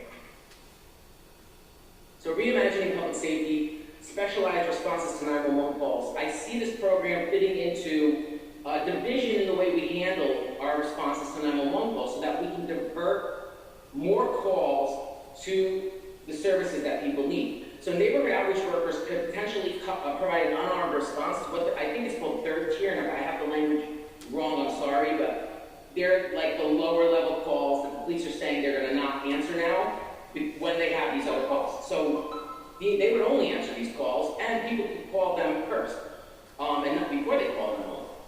I also am proposing that we, and it's not going to be in detail here, but I think we need a new mobile crisis program, possibly a collaboration between the Burlington Fire Department and Howard Center, but we can figure that out as a community, and it would create teams of a mental health crisis worker and an emergency medical technician that would provide an unarmed response to the second tier 911 calls, which is mental health, substance abuse mostly, I believe.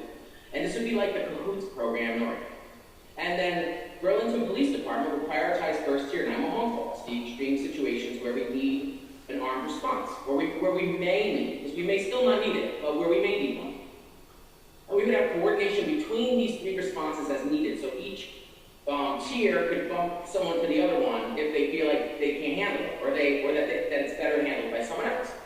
And then they would also, the NOW team would refer people to other services like first calls, street outreach, turning point, pathways, spectrum, COTS, etc. We have a lot of great resources that they can refer people to after the initial response, after the emergency. So you might be asking, how much is this going to cost? What's the damage? And I had to include a picture of the damage the city cloud caused, with some graffiti and some strange stains on the sidewalk, just for a little comic relief. What's the damage? What's the cost? So this is ballpark figures. We need to work on this as a community more, but I did my best.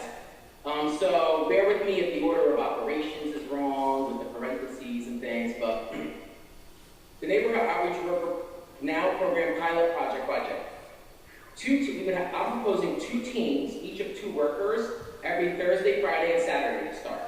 And they would have 6-hour shifts, walking the streets and responding to calls from 9 p.m. to 3 a.m. So it's sort of the covering the peak of quality of life incidents. From my perspective, living on Isham Street, which is like the epicenter. Maybe it isn't, but it feels like this.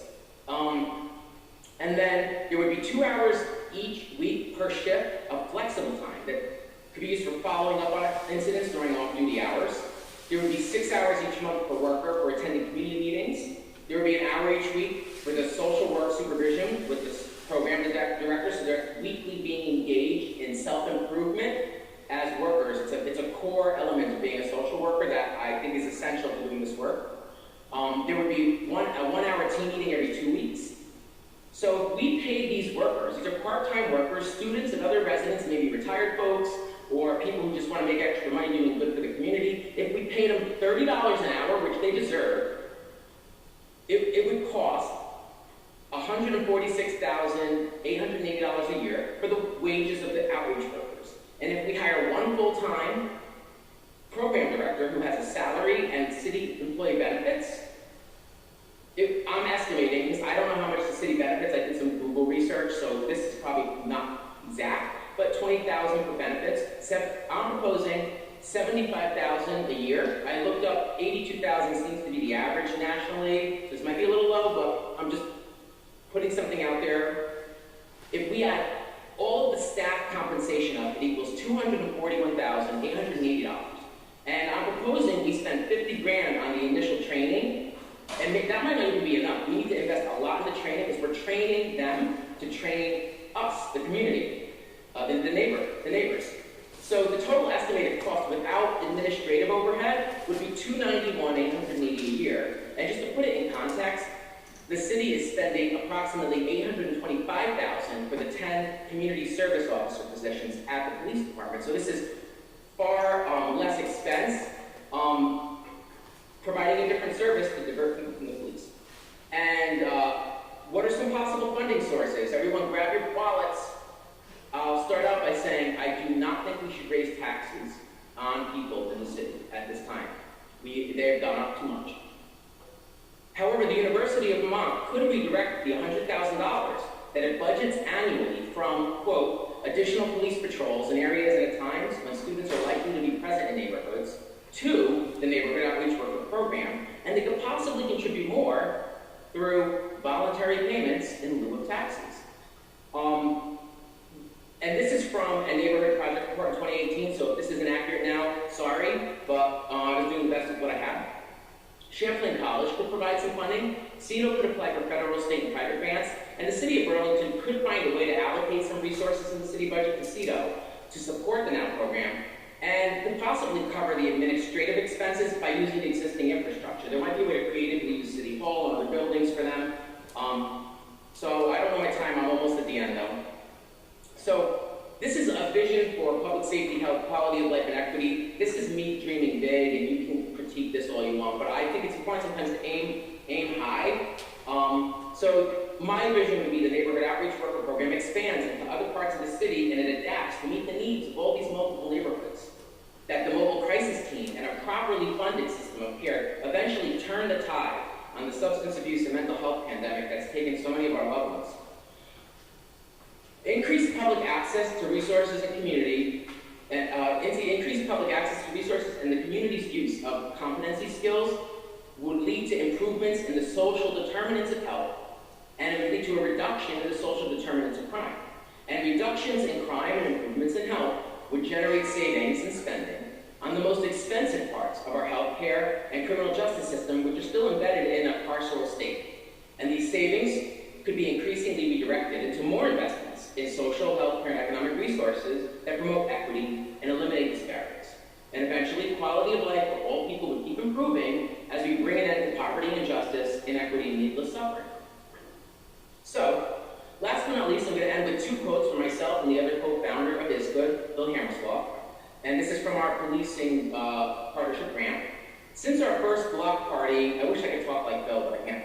Since our first block party in 2010, the culture of the street has evolved. You can see the change. It's palpable. Students say hello to each other. They say hello to us. We talk. There's sharing going on. Bill Hammerslaw is the co-founder who moved to the new, he migrated to the new North End like so many former Isham Street residents. But Bill was essential to the beginning of our project and still is a supporter from afar. And I'm going to share a quote for myself and then I'll end. The key is to inspire someone to do something greater, to unlock our optimistic doings. Start with just acknowledging people who live around you. They notice what you do too, so become a role model. Invite people in, ask for their ideas. And so I'm here tonight to ask you for your ideas and feedback on this proposal. And I'm hoping that our city can use this as a starting point, but we have to move fast. People are scared out there. People are feeling unsupported. We have to move fast, and on this project at least, we have to gather feedback, move fast, and get things going.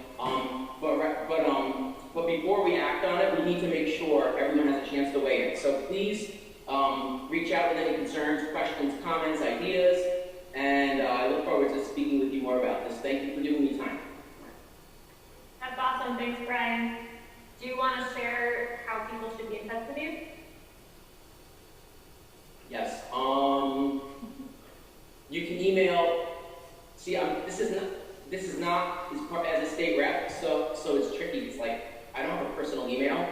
What I would say is maybe use my campaign account email because it's not my official one, and all of this is probably FOIA built anyway. So keep that in mind. So it's CINAFORHOUSE, like Chino for house @gmail.com. And if you email my state rep account, it's fine. Honestly, like when you email me about anything these days, you have to realize that it might end up being public someday. I can exercise my right to protect your privacy, but no guarantees it will happen. So those would be the best ways, and I'm happy to make time to meet with people. I'm happy to give this presentation at other venues. I'm happy to just come, sit with people, and hear ideas about public safety in general. Thank you. Great, thanks, Brian. Let's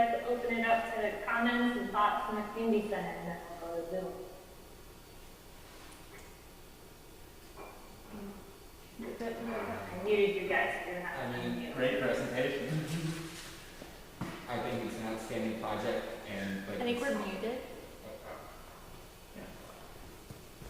Oops, sorry. Oh, I think, can you hear us now?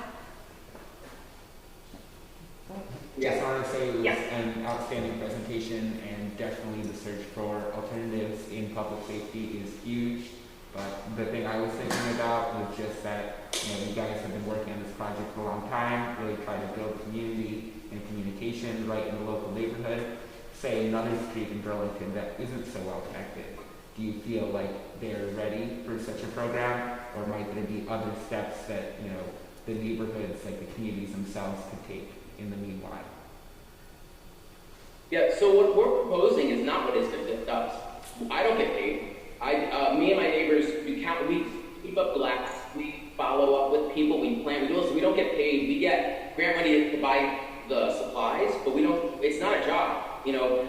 We cannot sustain this work citywide on volunteer hours of neighbors. We need to pay people, we need to make up. So this is actually this grew out of the work of ISGOOD, because in ISGOOD what we learned is that when you build relationships, when you teach people skills, when you honor our connection to the land and to the place we live, and we build respect, we improve quality of life just through those relationship building, that's the piece that gets carried on into this program, but it's professionalized. We're creating an institution, a system of the government, and that's different than ISGOOD. ISGOOD is I don't want to use the word anarchist because it's not that disorganized. I don't want to scare people, but it's fluidic. So this is very different than ISGOOD. So it's not asking other streets to do what we did. It's saying to other streets, we know you need help. So here's who you can call for help. That's really what it is. So the work we did on ISGOOD taught me lessons that I combined with my past experience as a social worker, and I looked at the situation we're in, I listened to people, and I realized we need a new system of government to help people with these issues. And that doesn't mean that if people out there are interested in doing something similar to ISGOOD on your block, we're happy to meet with you still. And there's plenty of great mutual aid in Burlington, like People's Kitchen, Food Not Bombs, the Old North End Mutual Aid. There's so much going on in our city right now with neighbors taking care of each other. What this would do is take some of that weight off us. And we're paying people properly, to do that job right. So I hope that answers your question. Thank you.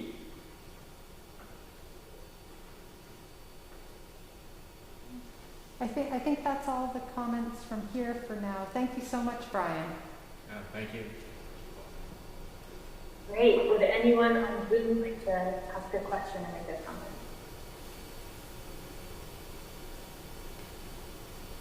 Greg. Brian, I just first want to say thank you for all of the time that you put into researching this and putting together the proposal. I think it looks great, and I guess one question, one comment. The question is, how does CEDO feel about taking this on? And then I guess that's the other further comment is that I hope that you can bring the costs and the funding sources in line to start this pilot project, even if it's not as big as what you're proposing. So, I'll just to be blunt. Normally, when I'm trying to plan something, I'll do a lot of work reaching out to everyone in advance. But in this situation, it feels urgent. This summer's been rough, and I've been talking to a lot of neighbors, and I realized the only way I'm going to be able to reach more people is if we just bring it public. So I didn't reach out to you. I haven't spoken with UVM administration. I haven't spoken with CEDO. I've been speaking with the people on the street and the people in the neighborhood. So if they don't think CEDO is the best place to put it, I think our community can discuss where it should go. That's just my opinion. I think CEDO is the place, and we should properly fund and hire people and make sure that program is taken care of. And the other thing is there's other ideas I have that I didn't include in the proposal because I didn't want to put too many things out there, and people are okay, you're setting all these people up. So maybe at some point we can talk more about some of those ideas, because I do plan to follow up with people in the organizations before I suggest more things for them to do. And then, did you say your funding question or comment again?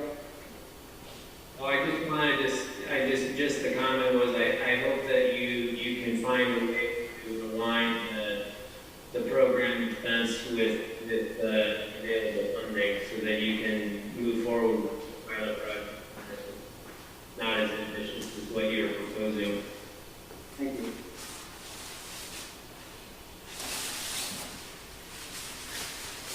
Great, anyone else want to make a comment?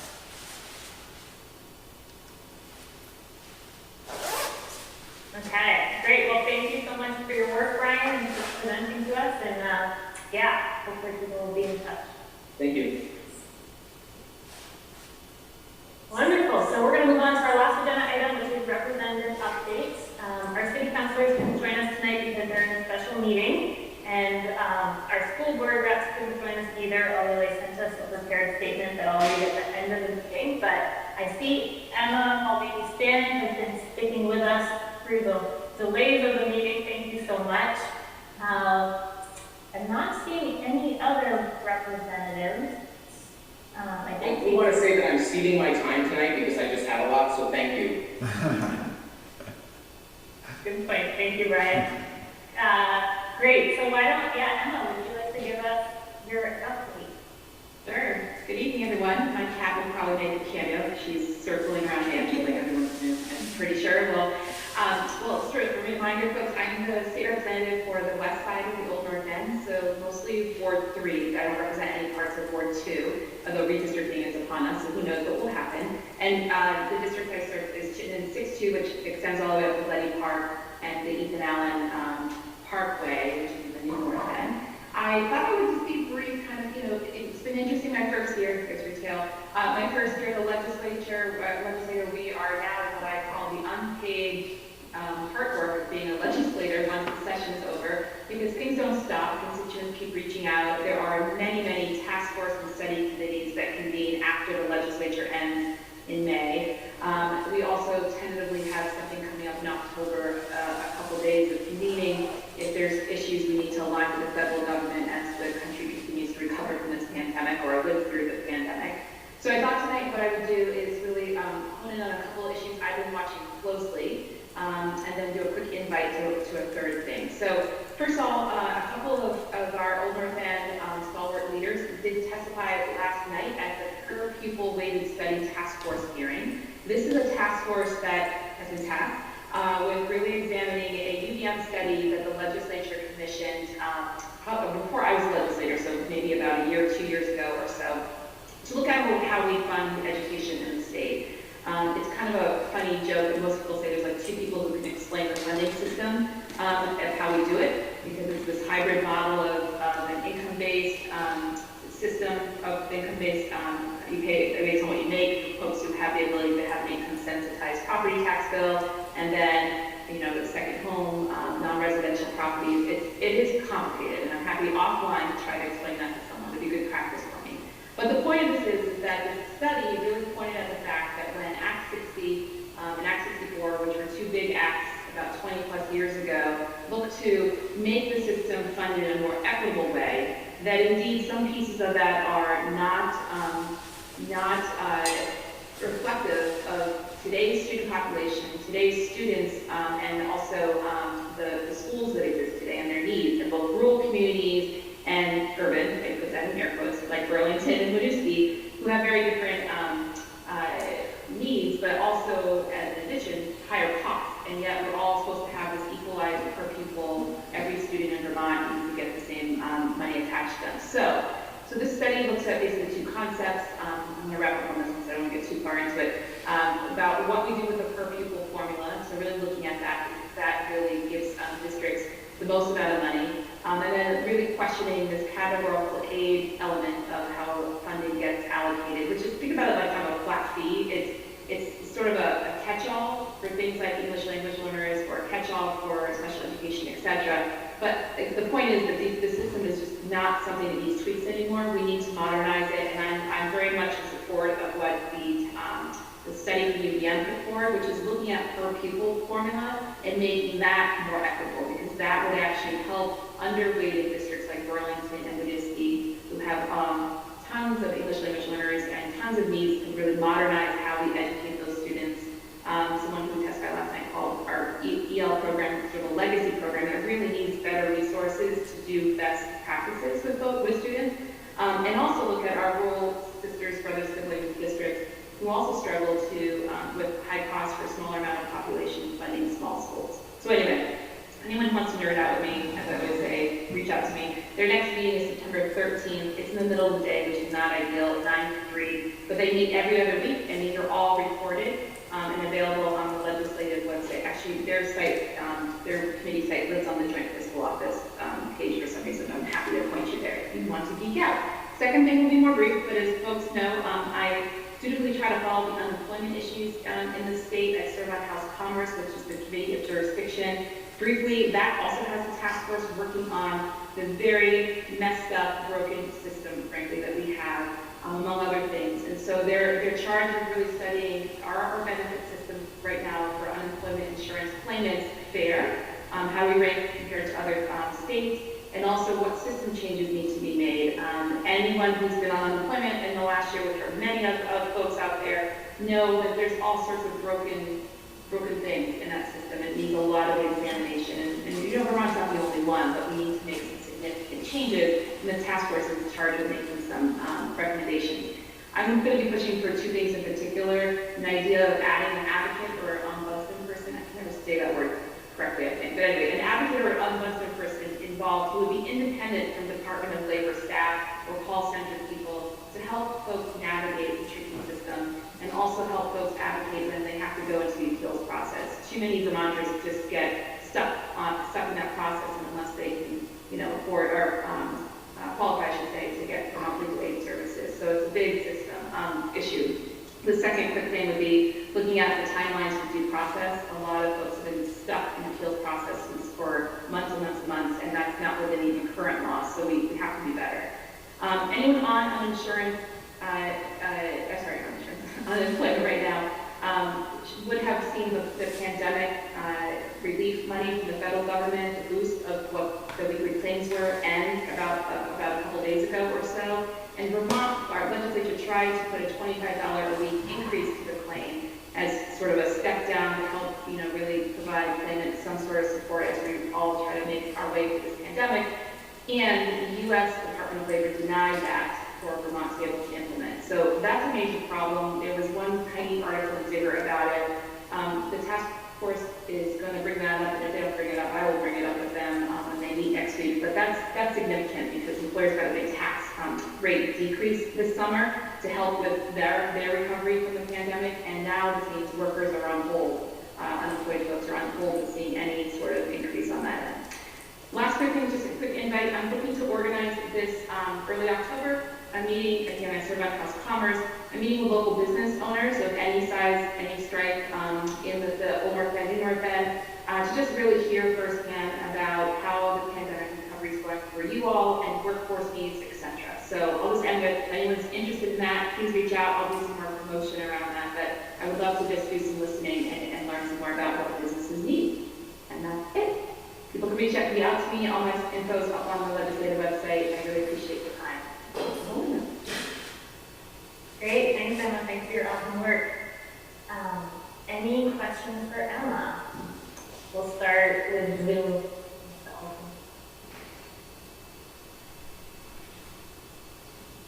Okay, I'm not seeing anyone jump out. Anyone at the community center want to ask a question?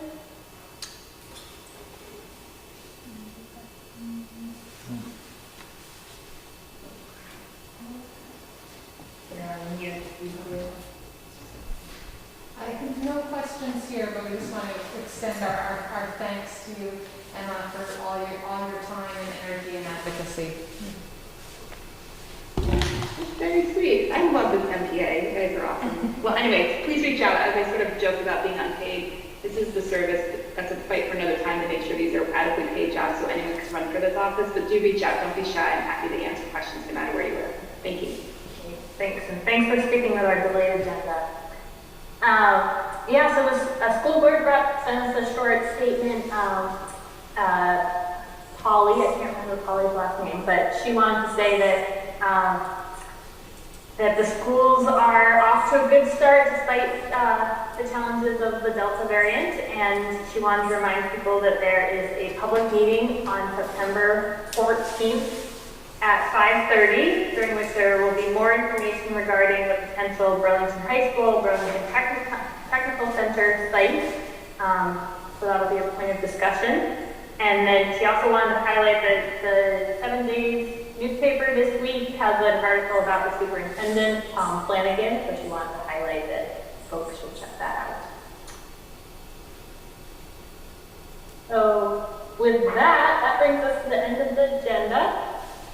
Thank you so much for sticking with us, and please keep your eyes out on Front Porch Forum or our website for more information about how to vote for the ad hoc committee. We will be putting out that information as soon as we can. So before you leave, we just went through an entire meeting without hearing from Tony Reddington. How can we possibly have a meeting without hearing from Tony Reddington? Tony, I know you're there. It happens once every 5 years. All right. Thank you. Just not make sure his mic is I on. think you need Greg Costello to comment for him. Thank you, Patrick. Don't pay the necessary. Alrighty. Great. Have a good night, everyone. Bye. Thanks. Thank you, Molly. Great presentation. Nailed it.